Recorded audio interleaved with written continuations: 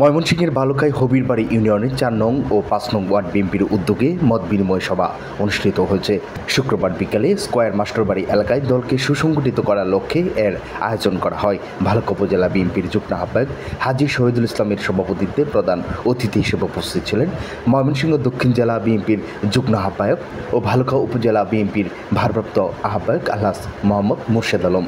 এ সময় বিশেষ অতিথি হিসেবে উপস্থিত ছিলেন উপজেলা বিএনপির যুগ্ম আহ্বায়ক মুজিবুর রহমান মজু, রুহুল আমিন সদস্য হাজী আব্দুর রৌফ, মাসুদ পারভেজ, চান মিয়া সহ দলের নেতাকর্মীরা। পরে দেশনেত্রী বেগম খালেদা জিয়ার ৮০তম জন্মদিন উপলক্ষে বিশেষ দোয়া ও মোনাজাত করা হয়। বাংলাদেশ থেকে শত শত মানুষ দুনিয়া থেকে বিদায় নিয়েছে।